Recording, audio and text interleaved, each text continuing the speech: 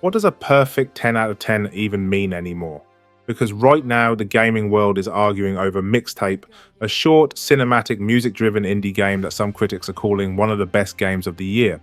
On Metacritic, Mixtape is sitting at an 85 critic score, while the user score is only 6.6 on PlayStation 5. That is not a small disagreement. That is a giant red flag showing that critics and players are not judging games by the same standards anymore, and this is where it gets messy.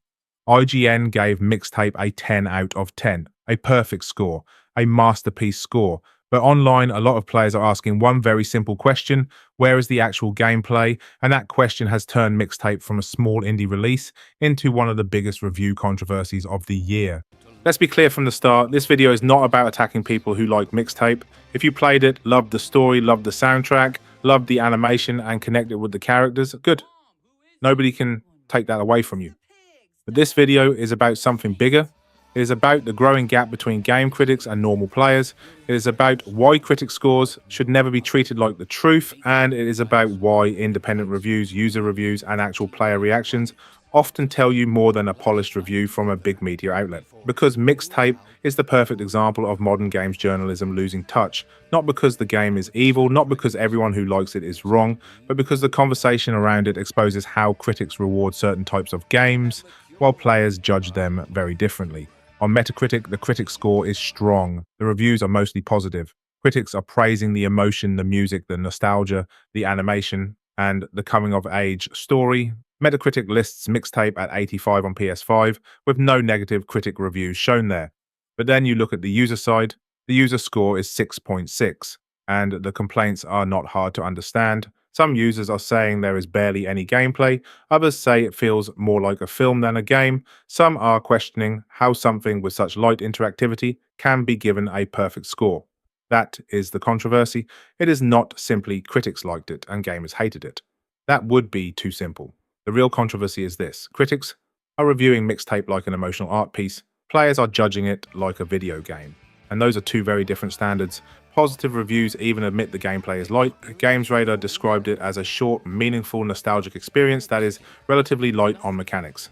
But Wifo gave the game 8 out of 10, while also saying the small amount of gameplay can feel repetitive, and that the experience relies heavily on animation, story, and minimal interaction. So even some positive reviewers are basically admitting the criticism has a point. The gameplay is thin, the interactivity is limited, the game is short, and yet major critics are handing out massive scores. That is where players start to lose trust. Because when a big outlet gives a game a 10 out of 10, that sends a message. It says, this is not just good. It says, this is exceptional. It says, this is one of the best examples of the medium. So when players then watch gameplay clips and see long sections where it looks like barely anything is being played, they naturally ask, how is this a 10? That question exploded online. Indie 100 reported that Annapurna Interactive responded to the social media fallout after people argued back and forth about whether Mixtape is a brilliant narrative experience or barely a game at all. The report mentions viral clips where players claimed they barely needed to touch the controller during certain scenes, and that is why this became a bigger issue. Because the backlash is not just about Mixtape, it is about trust. Gamers are tired of being told something is a masterpiece, then seeing that the masterpiece barely lines up with what they value in games. Players care about gameplay, they care about control, they care about challenge, they care about systems, they care about replay value, they care about whether their choices matter.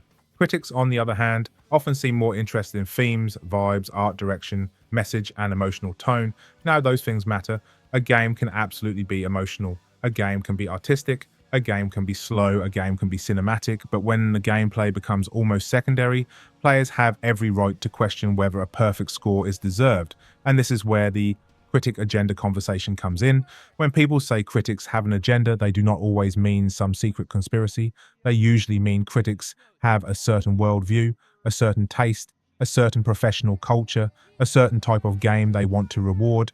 And right now it feels like many critics are desperate to elevate games that feel like prestige cinema, games that look artistic, games that have strong themes, games that make good essays, games that can be described as emotional, important, meaningful, nostalgic, or brave. Meanwhile, games that are messy, huge, mechanically deep, or built for hardcore fans can be treated more harshly. Look at Digimon Story Time Stranger. On Metacritic, it has a 78 critic score, but a massive 9.1 user score. That tells you players, especially fans, are responding to it much more strongly than critics overall. IGN gave Digimon Story Time Stranger an 8 out of 10 according to review roundups, which is a good score, but the wider point remains. Critics viewed it as solid while users rated it like something special. Why?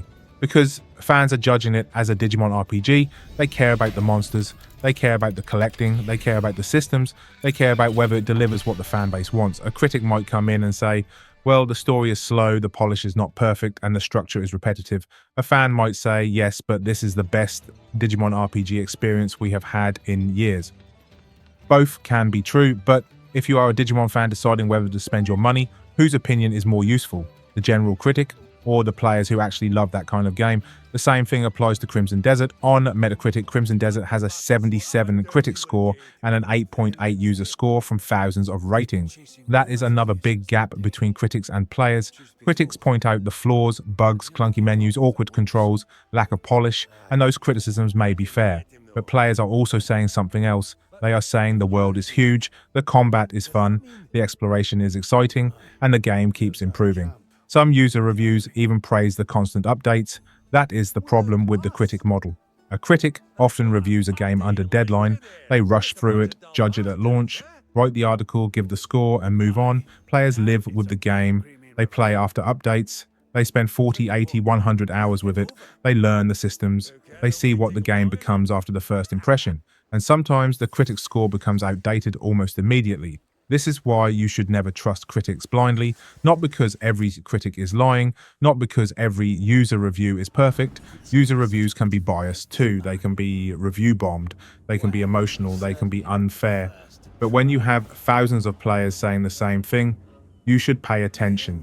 And when critic scores and user scores are miles apart, you should ask why. With Mixtape, the answer seems obvious. Critics are rewarding emotion and presentation. Players are questioning gameplay and value. That does not mean Mixtape is bad. It means the critic score may not represent what many gamers actually want. And that is the key. A review score is not truth, it is a reflection of values. If a critic values story above gameplay, their 10 out of the 10th of May mean, this made me feel something. But if you value gameplay above story, that same game might be a 6 out of 10 for you. That is not toxicity, that is taste.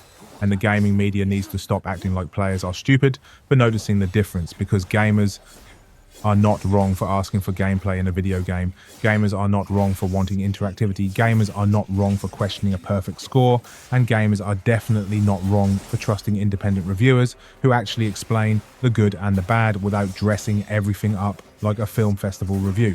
This is why independent reviews matter. Small YouTubers, Steam reviewers, long-form player reviews, Reddit discussions and community feedback often tell you things big outlets skip over. They tell you, is the game actually fun? Is it worth the price? How long is it? Does it respect your time? Does the gameplay hold up? Does it get better after the first hour? Is the praise real, or is it just hype? And most importantly, would a normal person who paid their own money feel satisfied? That question matters more than a Metacritic number, because a critic did not spend your money, you did. A critic does not know your taste, you do. A critic may value the message, you may value the mechanics. A critic may love a short cinematic experience, you may want a proper game. Neither side has to be evil, but you should know which side is closer to you before you buy. So when you see Mixtape getting huge praise, do not just look at the 10 out of 10, look at what the review actually says. If the review says it is short, light on mechanics and focused on nostalgia, ask yourself, is that what I want? And when you see the user score sitting much lower, do not automatically assume review bomb. Ask what players are actually complaining about. Are they mad for no reason? Or are they pointing out something the critics glossed over? In this case, the main complaint is clear. People expected a game. Some feel they got an interactive movie, and that is a fair debate. Here is the uncomfortable truth. A lot of modern critics do not review games the same way gamers play them. They review the concept, they review the emotion, they review the politics, they review the message, they review the vibes, but players review the experience, and that experience includes boredom. It includes frustration, it includes price, it includes time, it includes whether you actually had control, it includes whether you felt like a player or just a passenger. That is why the Mixtape controversy matters, because it proves that a perfect critic score does not mean a perfect game. It may just mean a game perfectly matched the critic's taste, and that is not the same thing. So my advice is simple: do not ignore critics completely, but stop worshipping them. Treat critic reviews as one opinion, then check user scores, check Steam reviews, check independent YouTubers, watch raw gameplay, look for people who like the same types of games you like, because a big outlet logo does not make a review more truthful, it just makes it louder. And right now, the loudest voices are not always the most useful ones. The mixtape controversy is not really about one game, it is about a broken trust between players and games media. Critics say masterpiece.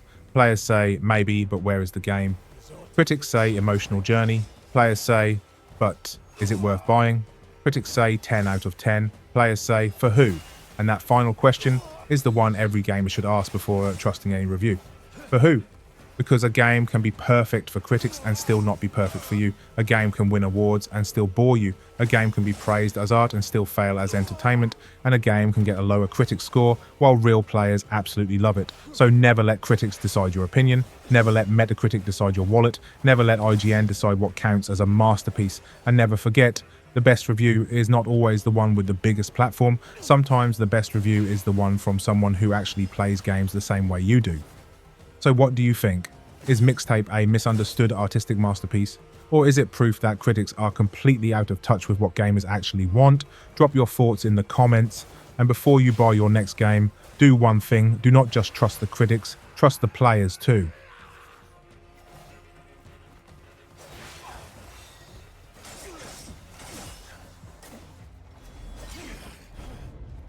Impressive, but you still died.